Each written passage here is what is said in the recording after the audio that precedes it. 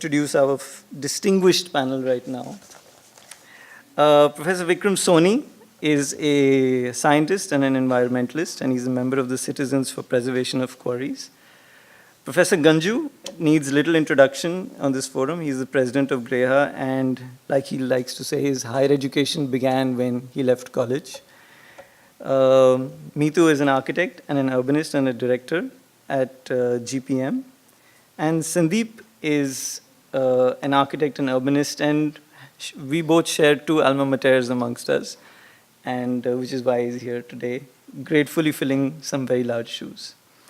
You know, so if you just go back to a little bit of academic kind of narrative, so Saskia Sassen has been very systemically talking and arguing about the case and the role of big money in urban production, in the forces that are now shaping our cities increasingly, and the role of money in that.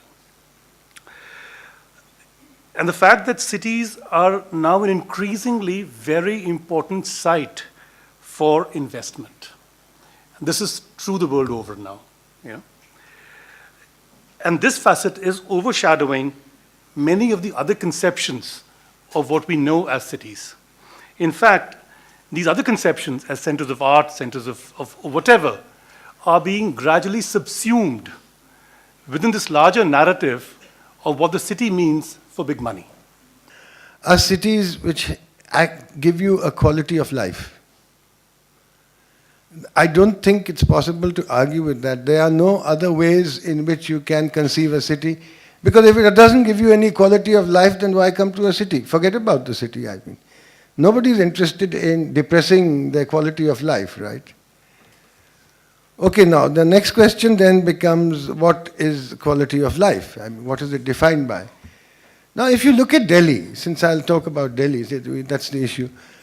All the way, you talked about all the incarnations from the 7 cities of Delhi, and before that, maybe Indraprastha, and then after that, which were not 10, 20,000 people, mainly on the ridge, then Firoz Shah Tughlaq, and followed by whatever, the Mughal Delhi, and then the British Delhi, and then the mega city Delhi.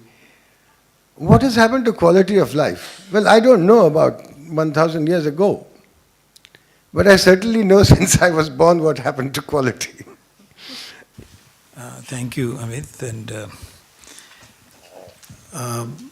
yeah, well, you've now, because of Vikram's kind of comprehensive look at urban life, etc., you've now switched from this simple question of whether it's greenfield or brownfield to, I think, certainly a more fundamental question as to what makes density possible, really. And if it's, and it's whether, what is the limiting factor for density? And that obviously is urban services. It also ties up with the question which Vikram raised, which was about quality of life and why do we come to a city in the first place. But basically we come here because we think that it's going to be a more livable, a more enjoyable experience. What is that based, I mean, on what do we predicate that kind of thought? You expect that the city will offer you better services, really. Migration is essentially a result of lack of development in the rural sector, which is in a way related to, in a lot of ways related to the urban development as well, because both rural and urban developments go in sync. They both go hand in hand. And the reason why a lot of population is migrating from our rural areas is because they are looking for employment opportunities, for better economy. So our urban planning, so to say, should be including the opportunities of investment, so that more economy can be generated in the city, and plan for that migration and densification. And like you said, the answers are there. You have, I mean, and a lot of scientists and a lot of people are working on various ways of how we can tackle the notions of waste, water, and air quality.